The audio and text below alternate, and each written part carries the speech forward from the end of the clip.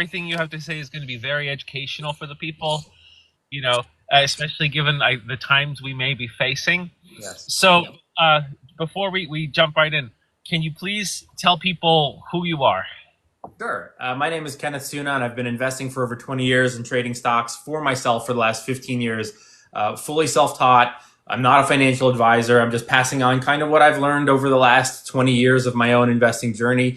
And prior to all of this, I wanted to be a pro wrestler. So there you have it. That's my little brief story. That's why, yeah, because before we talk about economics and stuff, yeah, like I've seen some of your posts where you're lifting, like you got good shoulders, you got a good back, and some lats. Yeah, thank you. All right, Yeah. man. The Good for gym is you. very important. Keeps me balanced and gives me a little break in the middle of the day. Yeah, like I'm a little bit of a trader myself, and I find that exercising kind of helps me like focus and For reset. sure. For sure. Okay, so let's just let's jump in. All right, now I spoke with an economist, and he's just said he's not sure if Trump's methods will cause a recession, like a full-on huge recession. He said at worst a mild one. Yeah. Um, and like honestly, as I thought about it, I could see why that would make sense, but that's that's maybe if you just look at the potential tariffs. But I think coupled with pulling out of the WHO and the massive deportation of immigrants, I don't see how a recession is avoidable. Right. Really. Now, what can someone do? So let's say worst case scenario is going to happen, and we are headed for a recession. Mhm. What can you what can the regular person do? Like Sure. not someone who has money. Like let's say someone makes like I don't know, like 50, 60,000 a year, and they have enough to put away a little bit. What can they do? Sure. So first, no matter what's going on in the world, it's probably always a good idea to have your Roth IRA, which is an account. It's tax-free in retirement, so you can withdraw what you've earned with no taxes. And this is just good for anyone to always have. And I think a big mistake that a lot of new investors make is they say, well, I'll wait until something bad happens and then I'll start investing so I can buy it when it's down. We might all be wrong, and markets could skyrocket, and then oops, we missed out. Or they say, well, I'll invest when I have more money. But I promise you, anything is better than nothing. Even if it is $50 a month in an S&P 500 index fund. And I know people get scared and they go, well, what if it goes down? It doesn't matter if you're investing for a 20-year or 30-year period. It doesn't matter. You'll buy it when it's high, you'll buy it when it's low, you'll buy every month, and it'll all kind of average out over the long term. Dollar cost averaging. Dollar cost averaging, just slow and steady. And people get, Sorry, so if someone puts like $20 a week into like whatever investment, yeah, $20 a week. So even if it starts rising in value, yeah, you've bought high. But if it starts dropping, then you're buying low. right. As long as you're always doing it, that's the mission, right? The mission isn't I'm going to stop because I'm nervous. The mission is I'm going to stay consistent every month. And I'll buy it when the markets are hitting all-time highs. Oh well, I'll also buy it when markets are down and when markets are sideways, because when you look at the S&P 500 over the last 30 years, it was in the 80s, it was like 500 points for the S&P, and then it dropped to 380, and then it went. It doesn't matter as long as you're staying consistent. When you zoom out on these charts, it's kind of like this. When you zoom in, it's up and down, but it smooths out over the long term, which should give you peace of mind as an investor that everything's going to kind of be fine long term, and just ignore the volatility short term, because I know it can freak a lot of people out. But yeah, generally just a little bit in your S&P or a technology-based fund, which might do very well in the next couple of years with AI and Trump and all of that, but we can get into that a little bit later. That's the good starting point. And for a lot of investors, that's good enough. Just getting your foundation, S&P, technology, maybe a dividend fund. Dividends are a great option, especially in recessions, because these are companies that go down a little bit less. They still might go down, but they have weathered these storms for 30, 40, 50, 60 years. Coca-Cola, Johnson & Johnson, Procter & Gamble. And so it gives you a little bit of insulation. It also gives you a little passive income. You can also use those dividends to buy more shares in the company. at a discounted rate. And it's just, this is kind of like an all-weather approach. You always want to be, this isn't like, oh no, I think a recession is coming, I have to buy the dividends now. This is kind of just a slow and steady, you have them anyway. So you are always diversified. Can I interject? You said something that really is so true, really hits home, is you say, well, people like, oh, like there are people who don't want to invest until things go down. And they see these news reports that, oh, okay, yeah, looks like the economy is going to crash in 6 to 9 months. That's when I'll start buying. Yeah. And that's a problem because I remember in 2022 when the Fed started hiking interest rates, people said, oh, we are due for a crash in the beginning of 2023. Didn't happen. I mean, there was banks, there was some instability, but it wasn't a stock market crash. And then they're like, it's going to happen later in 2023, like the end of the year. Boom, it didn't happen. You know, and then it was supposed to happen in the middle of 2024. Boom, it didn't happen. And it still hasn't happened. So all those people who would have been waiting for the ideal time they're SOL. For sure. But if they started a dollar cost average right from the beginning, they would have been able to constantly gain from these highs and lows. Yeah, they would have, everyone talks buy low, sell high. Another way to look at it is buy high and sell higher. You're buying into the growth and you're benefiting from that. But yeah, this was a real downside of like being on social media over the last few years was all these finance bros on TikTok who are like, 22, 23 years old. And they're saying, everyone panic, everyone sell. I'm not investing. I'm selling all my stuff. Well, what happens when that guy has 100,000 followers and they're all in their 20s listening to the guy that is like them? They panic, they sell, and they all miss out on these things. And so I feel like a part of our job here is to say like, hey, hold on a second. It's great that there's a 23-year-old finance content creator sharing what they've learned, but they're 23. They haven't seen nearly as much as we have. And I hope that it gives you peace of mind when I come out and stock market is down 600 points and everyone's going, oh my God, and they go, hey, no big deal. It's fine. The thing is with that 23-year-old or these 23-year-old finance bros or finance sisses, it's like they know a little bit more than the other 23-year-olds. But the other 23, 22-year-olds or 25 or 30-year-olds, they are so financially clueless that they are captivated. They're like, this person said something I've only heard about, but I don't know what it is. And they're speaking about it confidently. They must know what they're talking about. Yeah. And it shows, it's like very, well, one, it represents just the poor financial illiteracy of this country, but it also shows poor critical thinking of our youth. Right. Because, like, oh, this person said this thing, and I think one of the things that, one of the things that we have that doesn't really attract the clueless is we're not sensational. Sure. We're not like, this thing's gonna happen, yeah. And it's not catchy. It's not engaging. Right. And a story of disaster is much more compelling than, hey, it's okay. It's okay to do these things. Just do these simple things and we'll be okay. Yeah. I've actually tried to learn from the sensational people to like open with a really strong and scary hook to hold someone's attention and then be like, could the markets go to zero? And then they're like, oh my God. And then you cut to like, hey, relax, everything's going to be fine. So I'm trying to learn on what works and then pivot into like, here's actually why it's not so scary. I've done that too, but it's entertaining. That part's entertaining. Like, cause it's like telling a good story. Sure. You know what I mean? If you want to tell a good story, you do that. You say the hook. It's not to be misleading. It's just like, here's this question that's prevalent in people's minds. Sure. And then answer it, Yeah. So now you mentioned a Roth IRA, right? Mm-hmm. Right. You said a Roth IRA is something you can put money into over time, right? And it's you're not getting taxed when you make the withdrawals, correct? Correct. But let's pretend that people here don't know what a Roth IRA is or an IRA. Sure. So like, what are these things supposed to be? So they're retirement accounts and they're based on your income.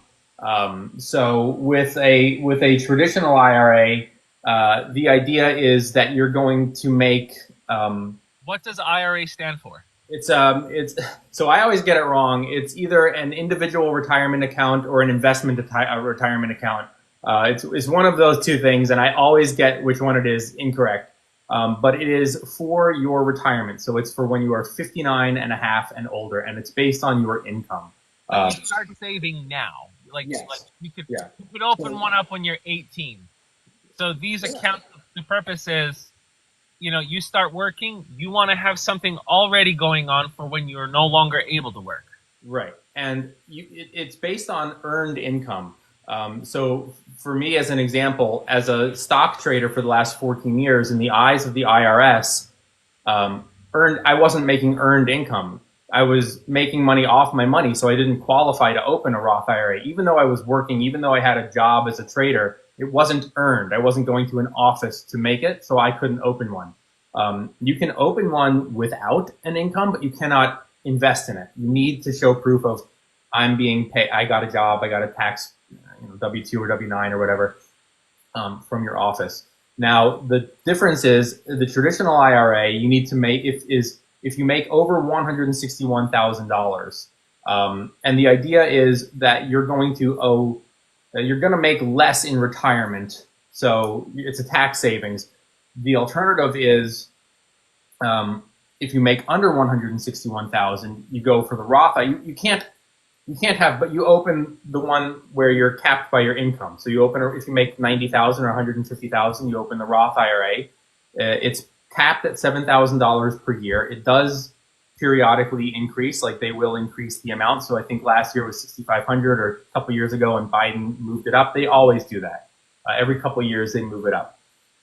And when you hit 59 and a half, you can start withdrawing your profit with no tax. All right, this is the Roth IRA. So let's say, I start saving when I'm 18, and I put $150 a week in because, let's say I'm rolling in it. That's $7,000 a year. All right, and so I'm 59 and a half. I have this huge whopping thing, and I can make withdrawals that won't get taxed by the government, right? Right. Because technically with my Roth IRA, the federal, the government has already taxed my income. I'm done. Yeah. And then everything beyond that is gravy. Now, a regular IRA is the government doesn't tax you. They don't tax your income, right? So you're safe.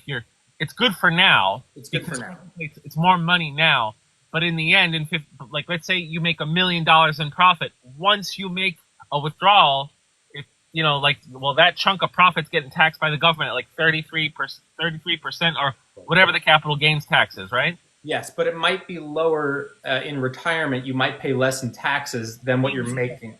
15% because it's over 2 years. Sorry about that. No, that's okay.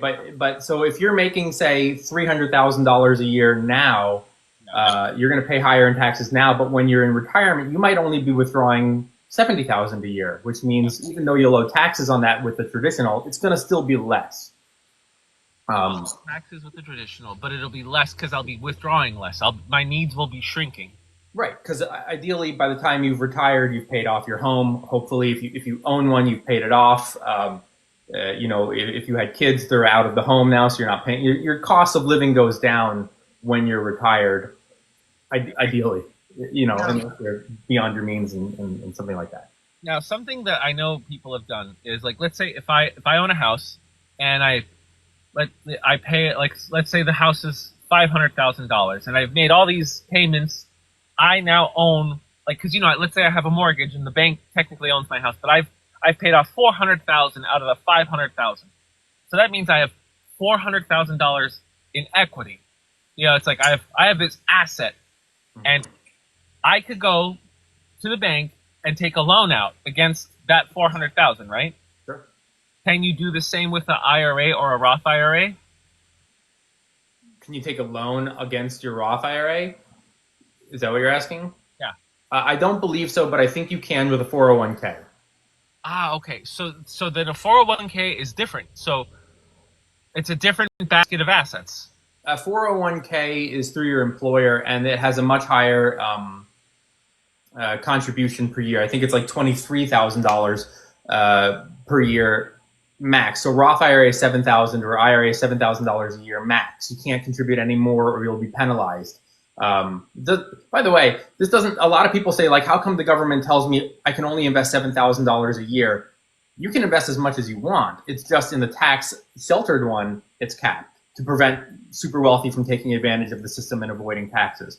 So But there are three plans that we could start using now then to prepare for the future. There's either the IRA, IRA, which you're not taxed now, you're taxed later. The Roth IRA, you're taxed now, but the gains are not taxed. And then a 401k, but that is employer based. right, and so with the employer-based one, you can have both. By the way, you can have a 401k and an IRA. But the benefit with the 401k is much higher contributions, and you get some sort of employee match. The downside is that they tell you what you can invest in, and it's not awful. It's usually they give you with a Roth IRA you can invest whatever you want. With the 401k they say here are the 5 options that we have. One is S&P, one is dividend, one is total market, one is diversified, international. They'll give you options for what you want, and it might not be exactly what you want. So then people go, well, it's awful. But dude, you're still getting the ability to grow your money tax free and get some sort of match. So there's something close to what you want. All right. So then let's say I have my 401k, and let's say I put a lot into it, and so do my employers. Let's say I have $1 million 401k because I did such a great job in 20 years and whatever. I could take a loan against that 401k. I believe so. Okay, because let's see. Yeah, go ahead. Let me just double check. Sure. Yeah, you can take a loan typically against your 401k, but there are some, let's see here. It's giving a whole list of, I just went on ChatGPT, which is my favorite. Yes. It says you can borrow up to 50% of your vested balance or $50,000, whichever is less. The loan must be repaid with interest within 5 years, unless you're buying a primary home. No credit card check, no credit check, which is a benefit. And you pay yourself back, not a lender. And the drawbacks are opportunity costs, so the money you borrowed is then not invested. There is job risk, like if you lose your job, the money must be repaid in full, usually within 60 days, or you owe taxes. But what about in retirement? Because I don't know the answer to this one. In retirement, you cannot take a loan against your 401k. It's only while you're actively employed. Okay, so while I'm actively employed, and I can only take up to $50,000. Yeah. All right, so I guess the 401k, if I wanted to take up to a $50,000 loan, then it would be for like a business opportunity. Probably not a down payment for a house, but if I wanted to do something, be like, oh hey, there's a business opportunity, or I want to invest in this one thing, I can, and I don't have enough liquidity on my traditional bank accounts, I can borrow up to $50,000 on my 401k as long as I pay it back in a certain period of time. That is what it looks like to me. All right, that's actually kind of cool. Yeah. All right, so then that's something people can prepare for long term. But what about short term? Because like we're seeing that treasury yields, even though they're dropping, the 10 years like 4.6, the 2 years a little bit like 4.4 something. So it looks like the big money is preparing for inflation, right? Like if the big money is preparing for inflation, it doesn't mean it's definitely going to happen. It just means they're being extra cautious. Sure. What may come. So what can someone do for now or the next 2 to 3 years? So usually, and I'm no bond expert here, but usually when people are worried about higher inflation or recessions, they want safer returns that are guaranteed. So you can go to something like bonds, which are backed by the U.S. government. Bonds are a great option, and you see bond rates going up because people are maybe a little bit worried, like you said, about inflation. People are seeking safer investments right now, but it's a really big unknown right now because Trump ran his whole campaign on really not giving a lot of plans of what he was going to do. So there are a lot of unknowns. Even just today, I pulled up the article a minute ago. He announced a $500 billion infrastructure package for AI, which maybe it's great, maybe it works, maybe it doesn't work, maybe the companies have a hard time working together on this sort of thing. Hard to know. What's he going to do with the tariffs? Hard to know. When he said when he was running, the tariffs were going to be very, very high. Now there was an article yesterday saying they might not be so high, and then Wall Street got very excited because they were like, "Oh, it's not going to be as bad as we thought." But again, who knows? He said he's going to do it in February in regards to these tariffs. Another thing to take note on is these things take time to implement. So he hits the tariffs. It could be that a lot of companies like the Walmarts and Targets and cosmetic companies already have their inventory here and ordered for the next quarter. So we might see their earnings reports 4 months from now saying, hey, we made a lot of money. Even Wow. in the midst of these tariffs, and Trump will say, see, my tariffs didn't do anything. Well, it could just be that they already had their existing inventory, so they're not yet being hit with these tariffs. Or that's how they beat earnings reports, at least for a quarter, is they just stock their inventory full now. yeah, or you have companies like Home Depot and stuff like that that have a lot of cash on hand, and they're able to absorb the cost briefly. Yeah. You know, a couple quarters, which is basically almost a year. Think about that. Think about that. They can do that, and then they can get so much bullish momentum. They get the FOMO people be like, okay, we're gonna invest here, and then the big guys can sell at the top. They sell, they get all this profit, and everyone else is left holding the bag. For sure, because eventually it will catch up to them, because eventually they're going to have to order more inventory at a higher cost with the tariffs. And it could be 2 quarters, it could be 3 quarters, it could be 2026 before they're saying, oh, now it's hitting us hard, but they've already had such massive growth because they were able to manipulate things, or not manipulate, just say like, well, we already have our inventory here, so we're not being impacted by this. It could take upwards of a year. So in the meantime, you could see someone like Trump saying, see, I told you it wouldn't be bad. I told you my tariffs wouldn't cause prices to skyrocket, or companies to have bad earnings. Okay. All right. All right. So then I guess as a precautionary measure, maybe investors could invest in these companies for now, for at least 1 or 2 quarters, and be like, okay, I got to get out of here, because eventually the inventories will run out if the tariffs actually go through. Potentially, but also on the other hand, a lot of these companies are very high quality. I mean, there are some riskier companies right now out there. Like maybe like a Dollar General that's had some mismanagement over the last few years. On the other hand, holding a company like Target for 20 years, yeah, might not be the worst move even if you bought it now, and even if it did drop. So it might not be the sort of thing where you have to like get in and out. Well, that's the dollar cost averaging thing. Then, if you're in the dollar cost averaging game, then we're okay. Sure. Right. But there could be potential for a shorter term trade. In anticipation of something not looking so bad 4 months from now, and then everyone coming out saying, "See, I told you," and then a year later, then they have to order where there's a 30% tariff, and then they raise their prices. But by that point, hey, the stock could have gone up 30% and then pulls back 10%. Well, okay, let me pose this to you, because I was talking about this with Christopher Clark. We've been hit. We haven't been, sorry, but America has been doing this supply shortage thing for a while. We had supply shortages in 2018 with Trump. When he went to trade war with China, which I kind of agreed with it, because it was time. I wish Obama did it. I wish Obama did the trade war thing. And then the supply shocks of COVID, which were just catastrophic, and then the supply shocks of the Russia-Ukraine war. Mm-hmm. Now, that kind of signifies to me that since we've dealt with all these supply shocks, I think America has really become more maneuverable when it comes to supply shocks. So we might be, for all we know, we might be supply shock ninjas at this point. And I mean like American industry, American manufacturing, because we've had to do it so many times. Right. So what, and this is just a what if, just a big what if. But what if all these companies you just talked about store their inventory, they have good for 2-3 quarters or 4 whole quarters, a year, and the tariffs come, but there might be just enough of inventory to keep prices somewhat stable for America to start readjusting the supply line to where it should go.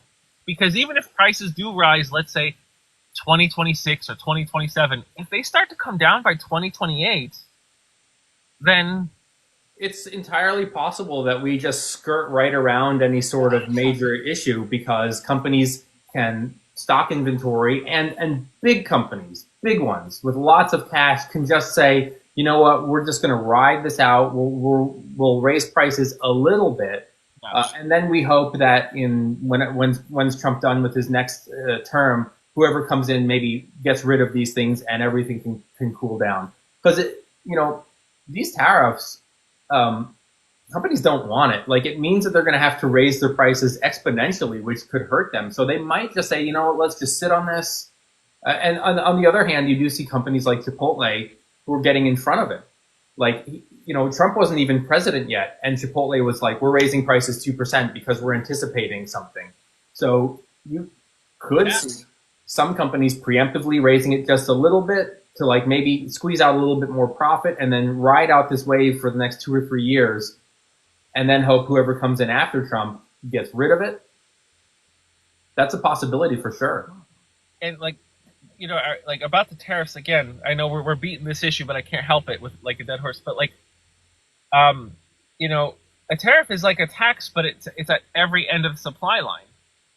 It's like, all right, if you're getting these imports from, like, let's say China, they get that tariff, great. So now they'll be getting less because they have to pay more. But then if there's a manufacturing company that's reliant on those Chinese imports, then they have higher costs. Sure. And that could break their budget, and then they have to either like cut the amount they could buy, and most likely start raising prices for, like, from wholesale to retail. Then retail has to pay more, and then the consumer has to pay more.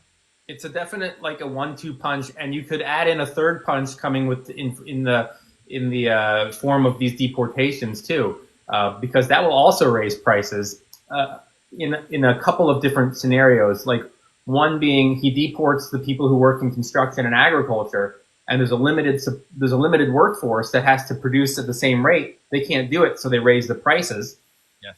Or you get U.S. citizens to do these jobs who they don't want to do these jobs, right? Like, U.S. citizens don't want to work in a field picking strawberries and working in a meat packing plant. But in order to, if you needed those employees, you might have to pay them a much higher salary, which means you raise the prices. Raise the prices and lay off people. Right. So either way you slice it, there's going to be an increase in prices, either from deporting them and having less workers, or deporting them and have to hire more expensive workers. So with these deportations, if they do happen, yeah, what are safe investments to make? I mean, like, because I know that with the service industry, that's like a high amount of undocumented immigrants. Agriculture, at least 33%. Construction, about 20%. Maintenance workers, 20% of those labor forces are undocumented. So what kind of investments could I make? There's also hospitality, like hotels, like retirement communities, who also depend on a lot of undocumented workers to work there too. So basically across the board, a lot of retail is going to be hit. I like the idea of going a little bit more into these big global companies, big and global in terms of like technology, and stuff like consumer staple products that are sold all over the world. Johnson & Johnson, Procter & Gamble, companies like that, where they're already kind of everywhere. The downside to this is you get a little bit less growth. Like, if you look at Coca-Cola stock compared to, like, Nvidia, Coca-Cola is up like, nothing compared to them. But it gives you a little insulation. And I think technology too, because we're moving a little heavier into AI, and it's also a hugely global company, right? Apple isn't just a United States company; they sell the phone all over the world. So there are things to stay away from, or that make me a little bit more nervous as an investor, like the construction, the housing. Even stuff like the Home Depots, who depend on a lot of undocumented workers in a roundabout way, because you're a contractor. Hardware, Right? hardware. American hardware can be massively at risk. For the maintenance workers, construction workers, wow, that's okay. Also consider the fact that that it's a lot of stuff that like home builders use. So it's not just that they have less workers, but also the tariffs could be adding to the cost of renovation projects. You Yep. know, so you know, the example that I always give is Kava, the fast casual restaurant that I love. If you don't, I mean, you've probably seen I talk about Kava all the time. But they have a goal of expanding from 300 to 1,000 locations by 2032. That becomes a lot harder for them in multiple ways because they have the undocumented labor people in the agriculture, which maybe they're not directly hiring these people, but they work with the farms, and so the farms who hire undocumented workers have less workers. Prices go up at Kava. They also want to expand. Well, their materials are going to get a lot more expensive. They're going to have less workers to build these restaurants. If you're a restaurant and you want to open say 700 new locations, well, you need a lot of lumber for your chairs and your floors and your dining room tables. That lumber comes from Canada. There's going to be tariffs. You need, think about it. Chipotle doesn't have one oven and one refrigerator. They have 4 at each location. Well, their costs are going to be so much more expensive to get 4 refrigerators, 4 ovens, 4 dishwashers, 4 microwave, all these different appliances. It suddenly becomes very expensive. So you might see it now where Kava says, well, we wanted to do 700 new locations, but because of the deportations and the appliances and the tariffs, we're only going to do 300. They might skew down. Could it really impact the stock? So would people maybe short American hospitality? Like, would investors, you think they're going to try to short American hospitality? I think that could be a definite possibility. If these things go through, you're going to start suddenly seeing a lot of companies who had big goals for expansion, or even housing companies like KB Homes or Lennar saying, well, we're going to manufacture less housing. A thought comes to my head now. So if people are going to be building less homes, all right, so rents will go up. There's going to be less hospitality. So then maybe, what are substitutes to these? With hospitality, that means people are going to be staying home, maybe buying more groceries, not going out to eat. So maybe grocery stores will start to do better. Liquor stores will probably start to do better then. For sure. And then if people aren't going to be doing a lot of new renovations or home construction, it might just be very basic. I need whatever tools I need to keep this functional. It doesn't have to be pretty or new. So maybe the hardware stores would actually have something balanced off because they're not going to be spending to build new homes. They're just going to be spending to keep what they already have. I was just going to say this in relation to cars. Is that stores like the AutoZones and O'Reilly's, they kind of do well in all environments because when things are skyrocketing, people are buying new cars and they're going to AutoZone. I'm going to get windshield fluid. I'm going to get the cloths to clean my car. I'm going to get decorative things. I'm going to get all the stuff that I need anyway. And when you have a recession, people aren't buying new cars, which means that they're keeping their old cars. So now they need to go and buy tools and supplies to keep their old car running. And it could be the same exact thing where it kind of, even though they get hit on the one side, they start to maybe do a little bit better. Or stuff like Etsy, where people are selling their crafts online, would be maybe another option to consider. Another thing, and you mentioned this earlier with AI.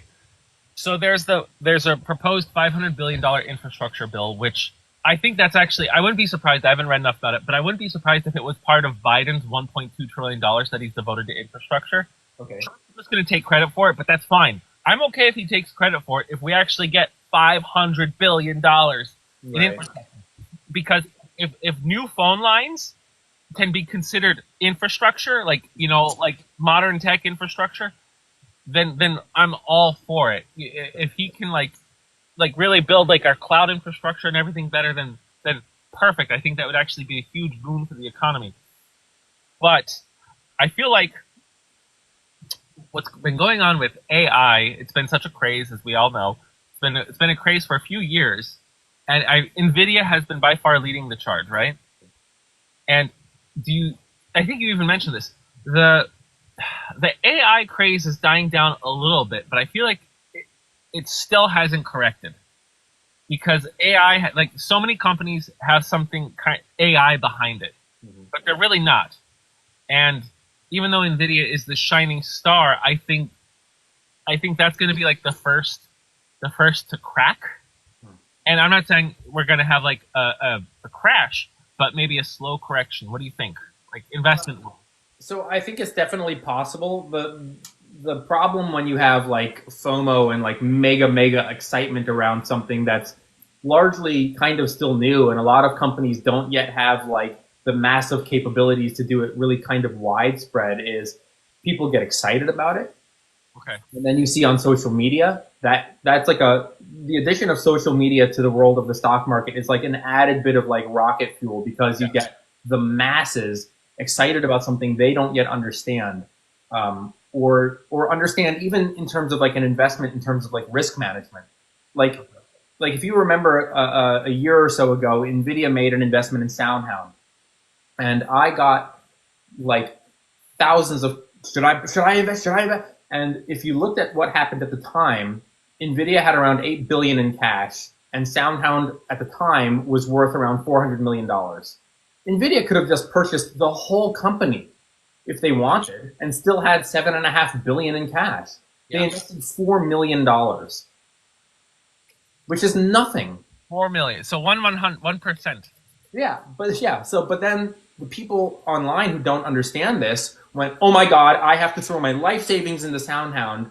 When even Nvidia didn't do that. Nvidia put in like a drop in the bucket. They were like, well, a little bit, and then they've added more over time. But the problem is, people see something like that and they go, "Oh my God, I'm gonna buy as much as I can, because if Nvidia is investing, they must know something." But really, Nvidia only was like, "We're just gonna toss in a couple bucks here." So that's my approach. Is like, if something is of interest to me, I understand risk management. I also understand a lot of these companies are new and unproven, and I'll maybe invest, but I'm talking about I can lose 90% of my money and go, "Oh well." Whereas other people go, "I'm going to put my life savings into this one stock, and then I'm just going to hope that it goes up." That's And then, dangerous. yeah, that's super dangerous. But are we facing a potential Nvidia correction or a potential AI correction, or is that still too far down the horizon? Like, is there just not enough evidence to suggest we're going to get that? I don't know if Nvidia is going to have like a massive correction, especially if they get this 500. I know the 500 billion right now is for three companies. It's for OpenAI, Oracle, and SoftBank, so right now. But there's talks of other companies being involved down the road. Right. I still think we're still at the very early stages of this AI and smart technology. So I still think there's room for NVIDIA to go up. I just don't know if they're going to go up as much as they have. And of course, if there are roadblocks with this 500 billion, if it doesn't work, if we find out like this technology, like the quantum computing, still has a ways to go before it's really widespread. Infancy. Really, it's just infancy.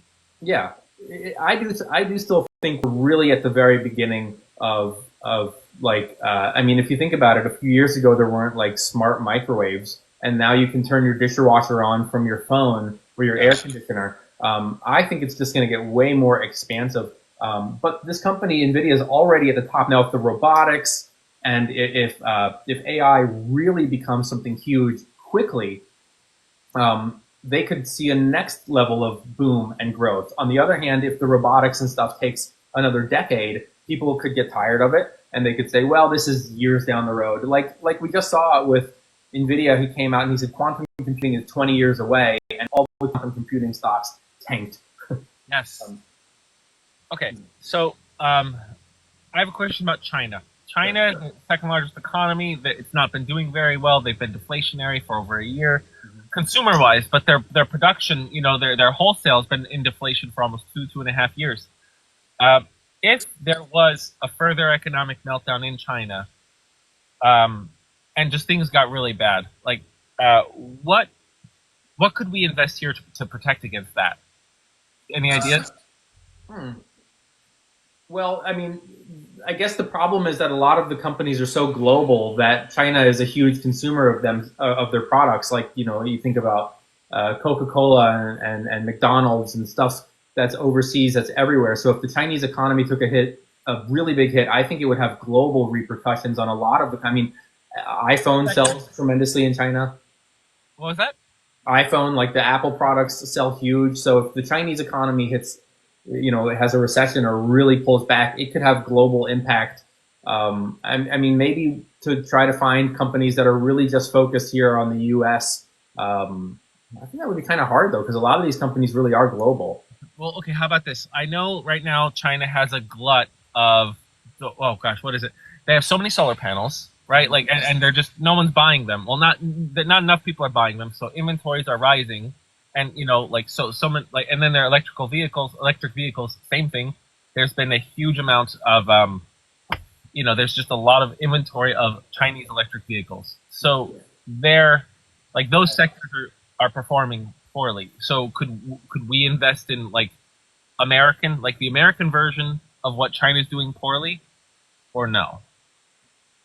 Like let's say could we invest? Would Tesla, like I don't touch Tesla, but would that be, if the Chinese EV industry is doing poorly, would it make sense to invest in Tesla, or is China's EV vehicle sector doing poorly? Is that going to hurt Tesla? So should we avoid it? Hmm. I guess it could hurt Tesla because they're such a large consumer of Tesla, and their products. I did have another thought when you said about China and what could we do here, would probably be like U.S. utility companies, companies that are based here in the U.S. or U.S. energy companies, like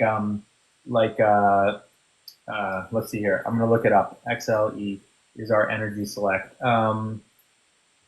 Companies, no, that's not giving me the list. But like a Pepco or who's the energy company? Is it Nucor? Nucor sounds familiar, but yeah.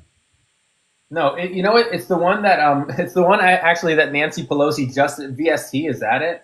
Vistra Corp, Independent Power and Energy. So like utilities companies. Let me see if I can find a list here. I think like Southern Company. So like the Southern Company, Consolidated Ed, Con Ed, which provides power here to people here. People are going to be using that. No matter what happens in China, we still have our lights and our energy and our utilities that we have to pay. A company like Waste Management, maybe, which picks up trash here in the States. I mean, they might, I don't know if they're global or outside of the United States, but companies that are based here and provide a utility or a service that is predominantly here, like Con Ed or Southern or NextEra Energy, or Waste Management, companies that are really just based kind of like right here, could help insulate your portfolio. Okay, and is it a good idea to follow what Nancy Pelosi and all of these other, public figures? Does it make sense to follow their investment strategies, to just copy their trades? I'm not the biggest fan of this. A lot of the time these companies will like skyrocket the day after the disclosure comes out, but they have up to 30 days to disclose. So they could have purchased it a month ago. Wow. Okay. So they have 30 days at prior notice to everyone else. Yeah. So she buys the stock today, and the disclosure comes out a month later saying, "Oh, she bought it last month." They can disclose it faster if they want to, but they have, I think, up to 30 days. And so she might have purchased this company a month ago, and let's see, in the last month it's now up 37% because when the word got out that she bought it, everyone rushed in. Now, if she's buying it to hold it for the next 10 or 20 or 30 years or pass it on to her kids, maybe there's something there. On the other hand, her husband runs a hedge fund or did run a hedge fund, so he's doing a lot of this buying. He might be trading this. For all we know, they could sell this in a month, pull out a 30% gain, and move on to something else. So the idea of, and by the way, a lot of these politicians are wrong. They don't, we like to think like they have the inside information, so they're always going to be right because they rigged the system. But a lot of the time, they're wrong on this stuff too. So the idea of like, I'm just going to copy them makes me a little bit nervous because it's not always right. It's an asymmetry of information. Right? Yeah, they're getting news a month ago or longer, and a lot of this stuff could turn out to be wrong. They hear, oh, well, we're going to do this lawsuit against this company, or we're going to invest all this money into this company, and then maybe it turns out to be that company, or maybe they don't invest it at all. And so there's a lot of like roll of the dice, like maybe they're right, maybe they're wrong. I don't think it's not for me. Because like I said, you could be getting old information. They could be trading it very quickly. They could be wrong. I'd rather just learn how to do my own investing, learn how to figure out what's right for me. And and and the flip side of this is also talking about Warren Buffett, who's sold millions and taken billions in profit over the last few years. And people go, well, he's doing it, so should I? We're very different from Warren Buffett. You know, His cash reserves are the GDP of some mid-sized nations. yeah, he's sitting on 300 billion. I mean, like, he's sitting on like unbelievable amounts of cash. And he's different from us. Number one, he's a billionaire. Number two, he's 90 something years old. And number three, he runs a company. You know, we aren't a company. You're a small investor buying 10 shares a month of your index fund is very different from him buying 400 million shares of Apple and then selling 100 million shares over the course of several months to lock in some gains for his shareholders and to sit on cash. You don't need to sit on cash and wait, like we talked about at the beginning. If your objective is 10 shares a month, why would you have 80 shares and then sell half and then have to start rebuilding again? It doesn't make sense. You're getting in your own way as a long-term investor. So comparing to Buffett is a waste of time. Another one. Let's say someone's dead broke. They're just flat broke. Like they barely have 2 pennies to rub together. What is the strategy for someone like that to develop a portfolio? Sure. So first, people always say, well, I have nothing, so I'll learn about it later. Learn about it now. The most important thing is to learn now. Even if you don't have money, learn, research, study. What would you do if you had money? How would you invest? And get into the mindset of an investor. We're all conditioned to be consumers. You need this because your life sucks, and if you had this, you'd be happy. And so we buy it even though we can't afford it. So switch that mindset from consumer to investor. Instead of saying, I'm going to buy the thing, maybe you buy the stock in that company, or maybe you research that company. Instead of buying the shoes, you buy the stock. And learn. If you can't afford any investing, learn. So when the money does come in, then you know what to do. You don't want to be 5 years later, you start getting some money coming in because of a different job, and then you go, oh, well, now I don't know what to do, and now I have to wait longer to learn. Learn. Second thing you can do is there are always ways to cut back a little bit, unless you are truly, truly in the below the poverty line, and you can't subscribe to Netflix, you can't do anything. But for most people, there are ways to cut back, or ways to scrape together a couple of bucks just through little teeny side hustles. You know, if you have a car, you can drive for DoorDash, you can drive for Lyft or Uber, you can generate a little bit of money. Or just get a cheaper diet.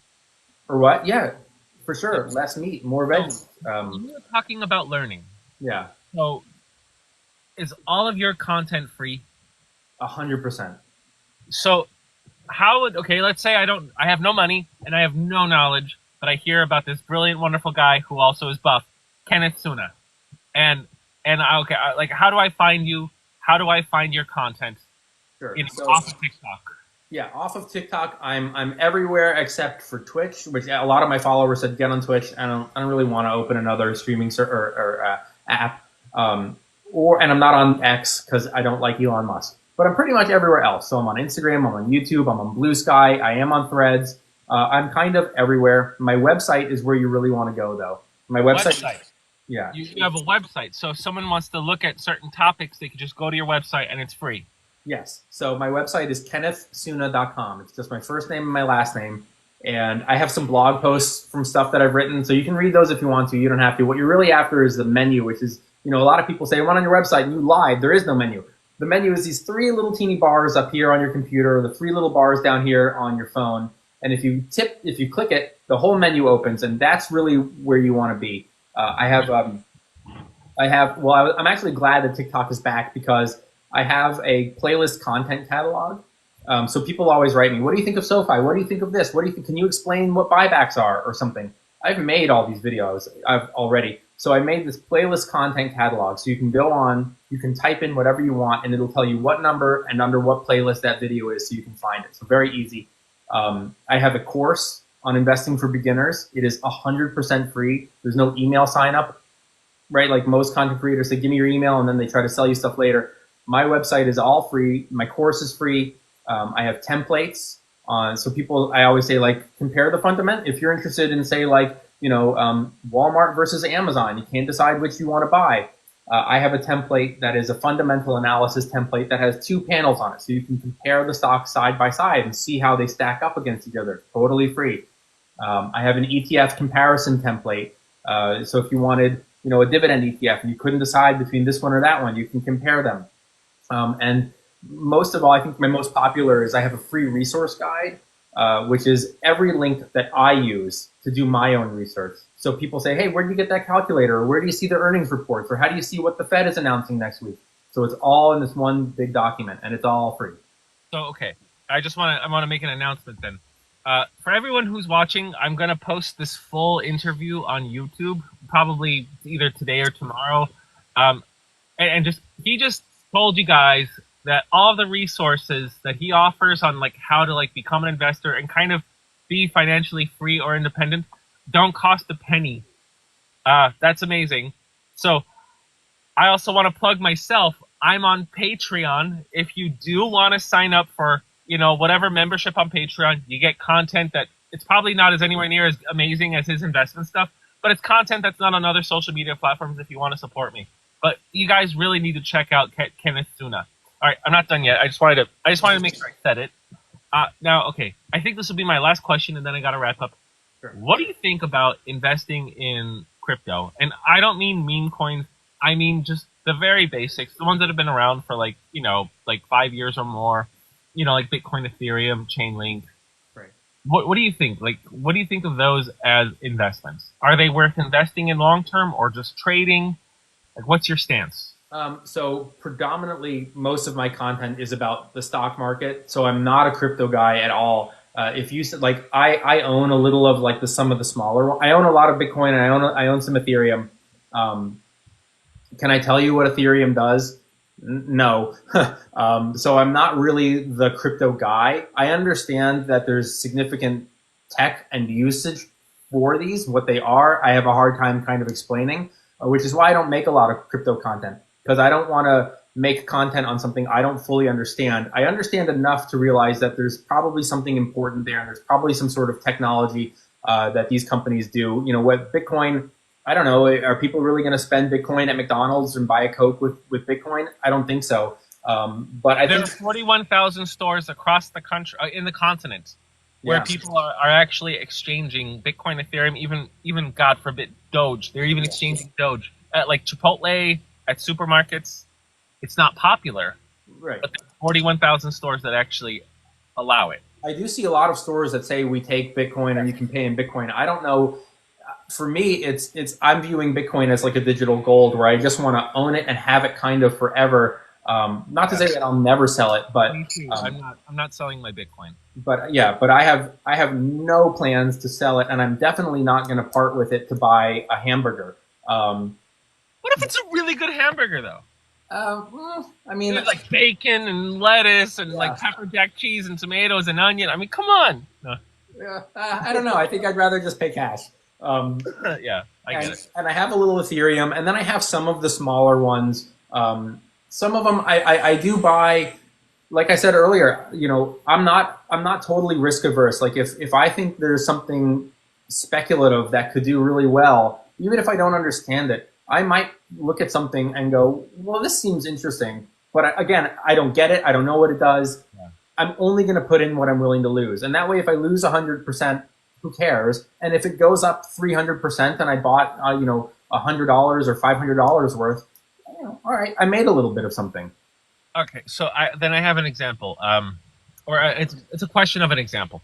So one of the reasons why people like what you said, you're not really sure what Ethereum does. It's almost like its own internet, and in order to process any of these transactions, you have to use ETH, which is the gas, it's the fuel to process whatever. Well, what some people do is there are certain platforms, they're called decentralized finance platforms, where if I have, let's say, $10,000, I could put it in a bank where I get like, I don't know, like 1% or, just a very poor return. Or actually, if it's under, some banks, if you're under $1,500, they actually take out a certain fee every month. But if I have $10,000, I could put it on an Ethereum platform, and I can just park that $10,000 once I convert it to a stable coin, and I get between 4 to 5% annual interest Mhm. By staking your crypto. by staking. Exactly. So, and these platforms have been around for a few years already, so they're kind of they've endured the crashes that have already happened. Mhm. So, what do you say to that? If someone says, "Wow, I get a 5% return just by putting my money there," Sure. So I personally stake all of my crypto, especially the stuff that I have no plans on selling anyway. Like, why not? If they're going to give you 5%, yes, take it. I don't know on some of them that are a little bit more volatile, or could be potentially very high risk. If you're getting 5%, but you could lose 80%, if the well, value. no, no, no.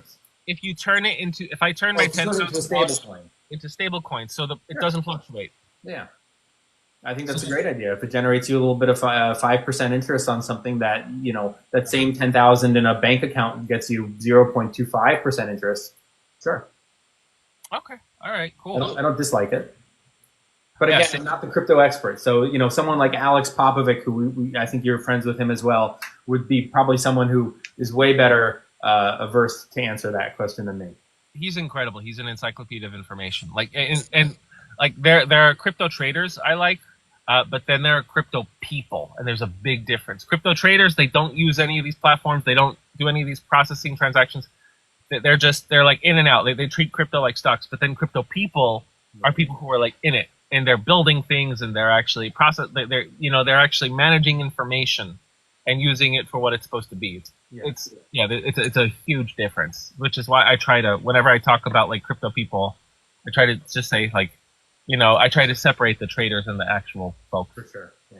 He understands a lot of the utility and what's really going on with a lot of these in a way that I don't. And I watch a lot of his videos, try to learn as much as I can from Alex Popovic. So last thing, and then we got to wrap up. What is one thing, like, what is a message, what is something you want everyone to know about? Like, who's going to be watching this now and who will be watching this on YouTube later? Sure. What's the message you want to send? My message is live below your means. You don't need as much stuff as the brands are telling you. And, unfortunately, a lot of people aren't going to listen to that. But for the ones who do, it can be life-changing. Like I said, to switch from the consumer mindset to the investor mindset. You can stash a little bit away for retirement. You can have another account for the more immediate future. And you can invest, keep it as simple as possible in ETFs and index funds, and just be consistent. That's the most important thing, is consistency, and over time, if you can, to invest more and spend less. We don't need to buy more shoes. You don't need another pair of shoes. What you need is more freedom and more time and a higher quality of life, which you will not get from the shoes, even if they make you feel cool for a minute. Then you've parted with something, whereas an investment can grow over time and give you peace of mind. That was awesome. That was a great statement. I'm going to say one last thing, because I'm an egomaniac. No, it's just you made me think of something, actually. I noticed when I started really saving money, and I was broke at one point, like completely broke. I noticed that the more I saved and thought about my money, the more money came to me. More money, like it was like almost magic. That once I became aware of what to do with my money and how to save it, I just, like, people would start, oh, hey, I forgot I owed you this much money. Or I would get offers that actually made me money.